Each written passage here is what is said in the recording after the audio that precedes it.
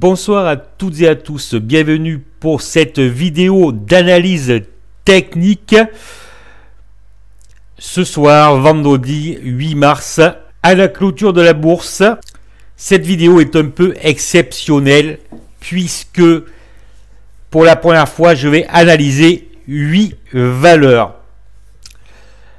Nous commençons par Neovax qui a clôturé à 24,70 cents. Voici la vue hebdomadaire et je vais faire un petit rappel. Alors déjà, nous allons tracer ceci. Ce titre est dans une tendance baissière, on le voit bien, c'est clair et net. Cela veut dire que s'il y en a qui vous disent que vous allez vous enrichir en investissant sur cette valeur, ils se moquent de vous, je vous le dis tout de suite. Puisque si vous achetez ce genre de valeur, vous faites clairement ce qu'on appelle du contre-tendance. Après, et là c'est complètement différent, si vous êtes un scalper avéré ou un intraday avéré avec la discipline qui s'impose, là effectivement, vous pourrez faire éventuellement de belles opérations sur ce genre de valeur. Voilà, c'était le petit rappel, je pense, qui est très important. Parce que voilà, on n'investit pas, je parle d'investissement sur des valeurs en tendance baissière de fond. En tout cas, c'est mon avis. Après, bien sûr, vous êtes libre sur vos choix d'investissement. Alors, voilà. C'est tout à fait classique de ce genre de valeurs spéculatives. C'est-à-dire avec des rebonds très puissants. On le voit ici en 2015. D'accord. Voilà. À chaque fois de nouveau plus bas, ça met un certain temps, là c'est pas un plus bas. On refait de nouveau un rebond ici en 2016. En général, il y en a un tous les ans sur ce genre de valeur. Voilà. Un tout petit là, un tout petit en 2017, etc. etc. Voilà. Donc là, vous voyez, on fait un nouveau plus bas ici en 2017 par rapport au premier rebond de 2015. Et là, nous avons eu de nouveau notre rebond en 2019. Alors, sur le moment, on y croit. Mais bon, je vous le répète, vous êtes sur une tendance baissière de fond. Donc, ça mettra le temps que ça mettra. Mais les plus bas seront de nouveau enfoncés. Et le risque, c'est bien sûr que ce genre de valeur aille vers zéro, ce qui n'est pas loin d'être le cas de Neovax. J'ai agrandi le graphique et nous allons regarder sur les unités inférieures l'analyse que je peux déterminer suite à ce rebond. Très important, vous voyez, avec un top ici, la semaine du 11 février. Alors, déjà, je vais tracer une petite droite ici sur Kijun Sen.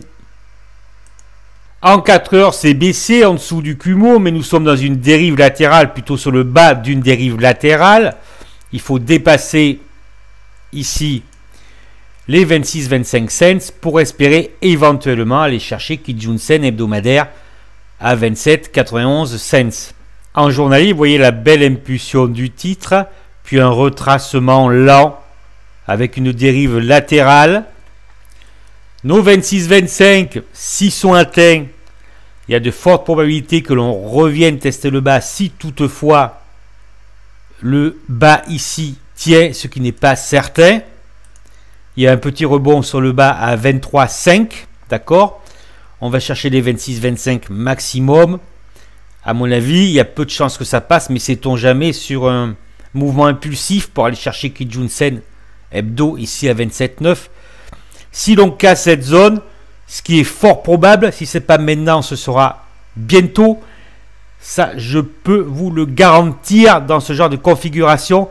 Nous irons chercher les 21,76. La rupture de ce seuil provoquerait un retour vers les plus bas de l'action Neovax à 18,5 cents. Passons maintenant à Poxel qui compte à 7,24 €, qui a fortement rebondi comme beaucoup de biotechnologiques depuis fin décembre. C'est vrai que pour beaucoup d'entre elles, c'était un véritable massacre. Donc voilà, c'est un rebond technique sur ce compartiment. Mais voilà, vous savez très bien ce que je pense des biotech d'une manière générale. Et d'une manière générale, cela se termine plutôt mal pour ce genre de valeur. Poxel en hebdomadaire. Le titre est dans une dérive latérale. Et nous arrivons sur le top. Que nous avons presque touché. Alors, phase 2 de Weinstein. Je vous laisse le bénéfice du doute, mais pour moi, c'est non. Voilà. Surtout vu ce qui se passe actuellement sur les marchés. Alors, ce que je pense du mouvement en cours, eh bien, j'en parle dans la newsletter de ce mois-ci. Vous pouvez me contacter pour la recevoir. C'est totalement gratuit. Alors, pour moi, c'est non, puisque là, déjà, il y a un doji. Et là, voilà, on vient du bas. C'est tout à fait classique. Et là, effectivement, c'est facile d'appuyer sur le bouton et de vendre. Donc, la probabilité maintenant que Poxel retrace totalement son mouvement haussier, je dirais, est forte. Bien sûr, cela n'engage que moi. Voilà, ce n'est que mon opinion et je peux me tromper. Tout le monde se trompe. Alors, on surveille ici déjà SSB. Puis on surveille également Tenkan-sen pour la semaine prochaine. D'accord? Nous allons voir les unités inférieures. En 4 heures, c'est toujours haussier, il n'y a pas de problème. Si l'on dépasse de nouveau les plus hauts atteints le lundi 4 mars, on va chercher les 7,74. Puis les 8,17 €. La zone de support est tracée. Elles viennent de l'hebdomadaire entre 6,34 € et 6,68 €. Cela veut dire qu'il y a de fortes probabilités que sur cette zone, le titre rebondisse. Avec une possibilité de venir tester l'oblique baissière. Dans cette configuration, Poxel peut encore dépasser ses anciens plus hauts. Aller chercher les 7,74, voire les 8,17 €. Mais personnellement, je n'y crois pas trop, mais bon, c'est possible. Passons au journalier, une belle tendance impulsive sur Poxel qui est en train d'être retracée. Premier support, je dirais ici, à 6,90 €. La rupture des 6,90 € entraînerait une thèse de la moyenne 20 qui est montante. Et nous avons notre zone, après, entre 6,68 € et 6,34 €. La rupture des 6,34 € entraînerait un retracement des 6,18 € puis des 6,01 €. En cas de rupture, nous irions chercher les 5,63 €. C'est tout pour Poxel. Dans cette configuration, on peut faire encore de nouveau plus haut, mais bien sûr, il faut être très prudent du fait que nous sommes sur le haut de canal d'une dérive latérale hebdomadaire. On passe à Equinox qui a clôturé à 4,275 € et qui a bien profité également du rebond des marchés boursiers avec une belle hausse là qui part des 2,20 € pour atteindre un plus haut des 4,54 €. Donc l'action a doublé en fait en quelques semaines. Alors attention, Equinox est également dans une tendance baissière de fond, d'accord? Nous arrivons ici sur un top, en plus le top SSB. Alors phase 2 de Weinstein, oui peut-être. Mais bien sûr, moi je reste dubitatif face à ce genre de valeur qui ne fait que descendre. Et puis si la conjoncture économique se dégrade, effectivement, elle ne sera pas épargnée. Néanmoins, Equinox, sur franchissement des derniers plus hauts, peut rejoindre les 4,90 €. Mais bien sûr, il faut s'affranchir de SSB et des derniers plus hauts ici à 4,54 €. Avant de passer aux 4 heures, je passe en jour pour tracer le beau canal. La belle droite de support sur Equinox. Il y en a même une deuxième. Voilà, deux droites de support. Et une oblique. Alors, je peux vous le faire avec l'Ishimoku, mais voilà, à la limite, j'ai pas besoin de l'Ishimoku, puisque il y a les droites. Mais bon, voilà. Alors, en fait, bien sûr, il ne faut pas casser cette zone-là, la zone de support correspondant également, il y a les deux droites ici. là. Donc 3,87, 4,03. Sur cette zone, le titre peut rebondir. Aller chercher la base de l'ancienne oblique par exemple. Ou le dernier plus haut ici. D'accord? Donc là, il y a des probabilités qui rebondissent. Est-ce que le rebond sera important? Ça, c'est difficile à dire. Effectivement, le rebond sur cette zone peut également entraîner de nouveau plus haut sur le titre. Zone de support, donc on va dire intraday à 3,87, 4,03. Derrière, la droite de support ici. En journalier, donc on fait quand même attention parce que Equinox a tendance à descendre vers la moyenne 20. Puis nous avons également Kijun-sen ici à 3,87. Nous retrouvons donc nos 3,87 de la SSB H4. 3,87, 4,03 donc en zone de support. Si ça ne suffit pas, on descend ici à 3,70 €. L'extrémité, le support important en journalier correspond à SSB ici, puis ici, parce qu'il y a un angle à 3,40 €, 3,45 €. Dans cette configuration, Equinox peut faire de nouveau plus haut, même s'il revient chercher la zone des 3,87, 4,03, une petite extension possible sur les 3,70 €. Néanmoins, toujours pareil, on restera très prudent au regard de la situation actuelle sur les marchés financiers. Et le fait de revenir sur cette zone, le titre pourrait seulement revenir taper l'oblique baissière ici. Plus haut possible, mais attention, ce n'est pas certain, d'accord?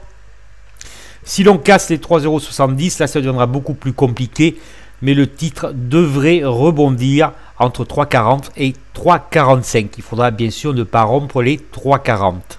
On passe à Vallourec qui a clôturé à 2,1530 €.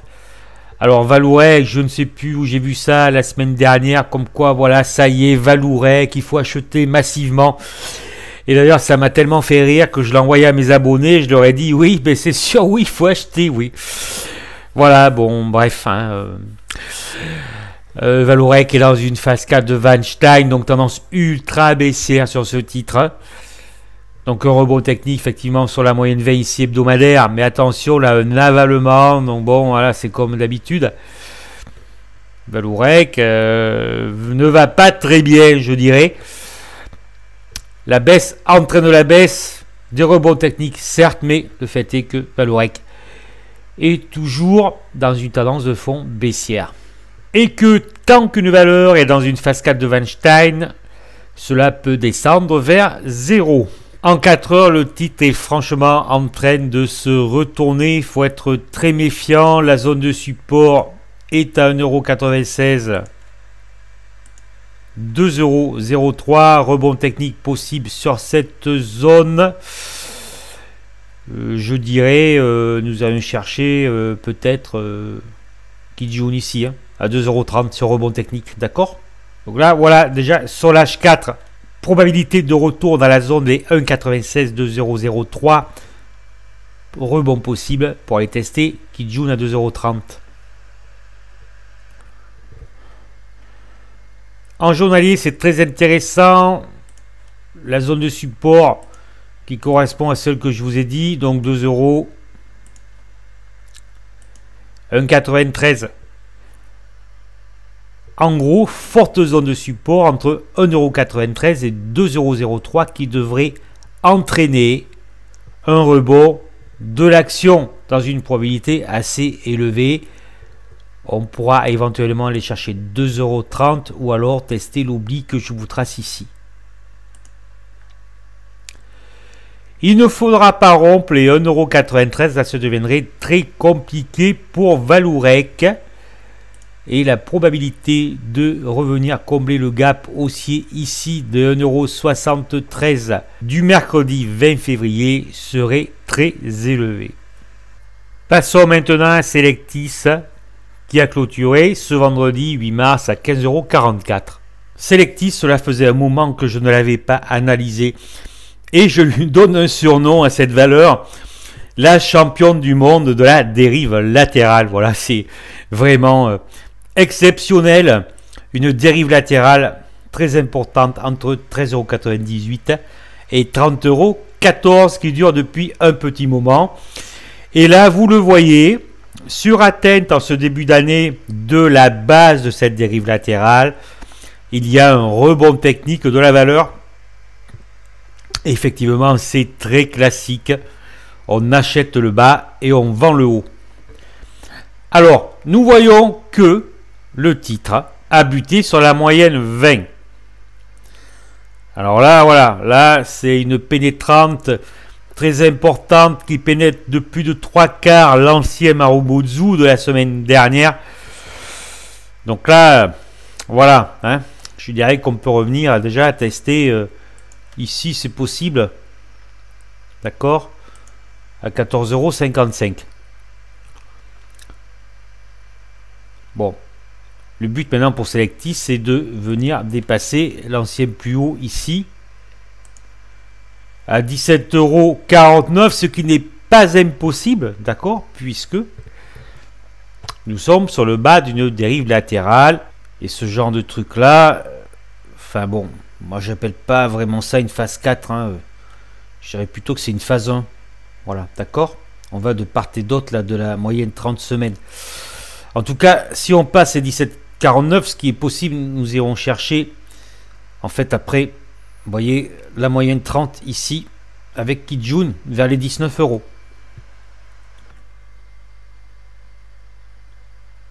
Nous allons faire la même chose, tracer la droite de support de 2019.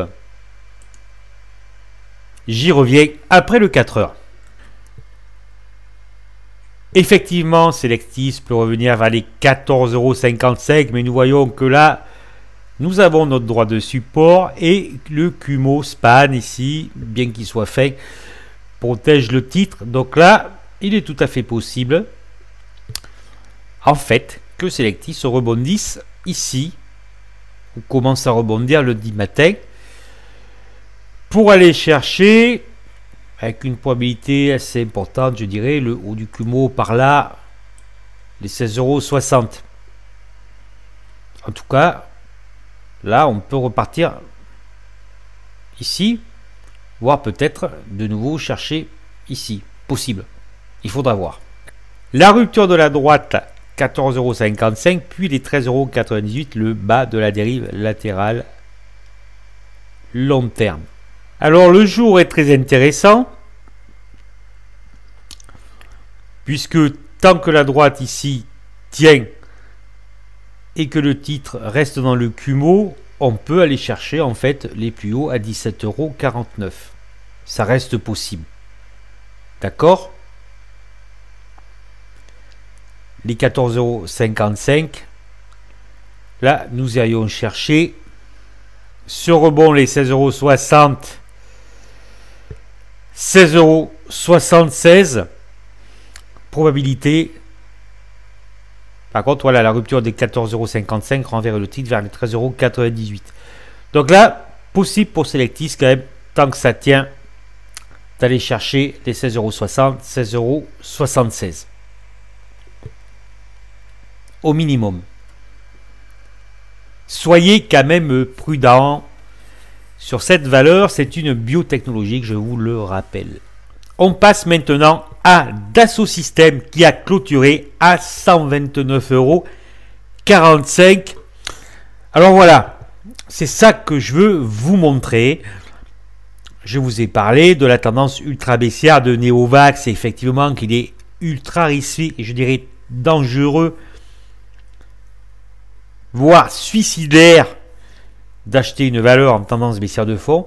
C'est ce que voilà, là c'est le contre-exemple Dassault Systèmes, une tendance haussière de fond. Donc, tant que c'est haussier, voilà, le titre peut être mis en portefeuille.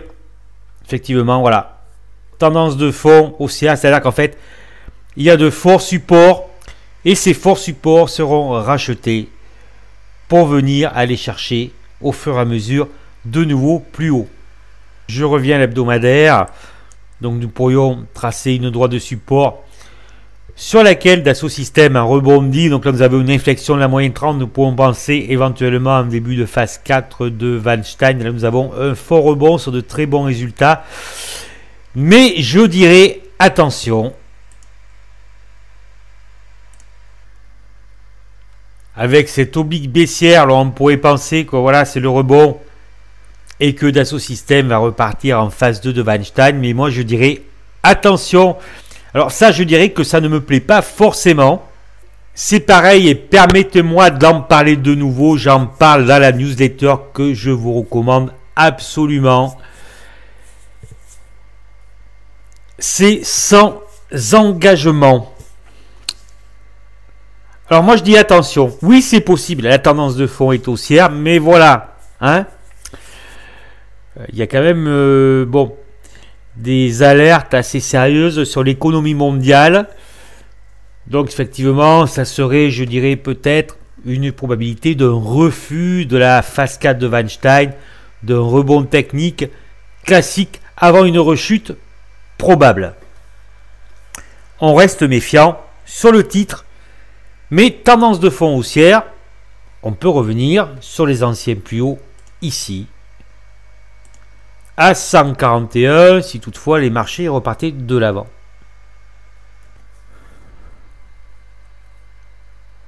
En 4 heures, c'est haussier, nous pourrions tracer un petit canal haussier ici, il n'y a pas trop de tendance.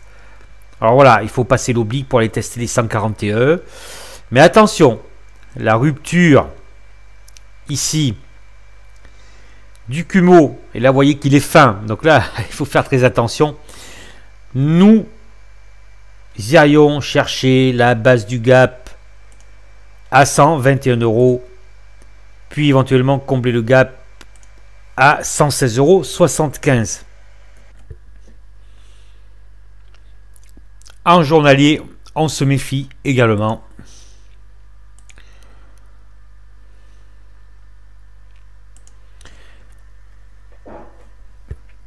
Alors, vous voyez, c'est très serré. Je peux tracer une autre droite ici.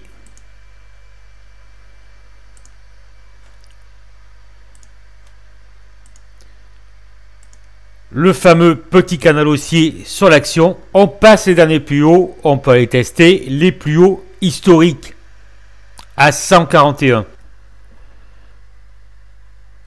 Par contre, la rupture du canal pourrait entraîner de forts dégagements vers la zone du gap 116,75 €, 121 € avec une extension possible vers le Kumo Span, les 113 €, 114 €. L'atteinte de cette zone au maximum devra entraîner un rebond technique sur l'action. Dassault Systèmes reste une belle valeur en tendance haussière de fond. Un très beau parcours de l'action. Mais il convient de rester prudent en regard des conditions actuelles de marché. Passons maintenant à Pharming Group qui a clôturé à 0,82,5. Vue hebdomadaire, tendance baissière, phase 4 de Weinstein, rebond. Voilà, Pharming Group, comme les autres biotech, n'a pas échappé au rebond technique. Voilà. Et donc un pullback sur la moyenne 30 de Weinstein. Nous avons été testés Kijun-sen. Et là, bien sûr, voilà, ceux qui ne savent pas se font dégommer. Ça marche à tous les coups. Classique pullback sur la moyenne 30 de Weinstein descendante. Nous allons voir ce qui se passe en 4 heures en journalier. Permettez-moi de faire un passage en mensuel où il y a une tendance haussière mensuelle sur une tendance de fond baissière de long terme puisque l'annuel et le trimestriel sont baissiers. Alors, nous pouvons tracer un canal. Voilà. Il ne faut pas rompre cette droite sur Pharming Group. Et surtout, il ne faut pas rompre ici, là, les 64. Parce que là, c'est direction les 39. En 4 heures, un retracement total de la hausse. On enfonce le support. Nous arrivons vers une zone de plus bas récent de début février. Il se pourrait que Pharming Group rebondisse là, ici, sur cette zone.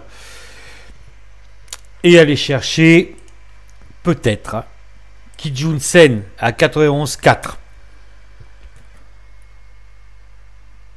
En journalier, nous voyons également que Pharming Group a une probabilité de rebond. Elle a touché le Kumo, il y a une petite mèche basse ici. On peut aller chercher les 90-91 cents correspondant à Kijun Sen jour et H4 sur rebond technique et plus si affinité. Attention, il ne faut pas rompre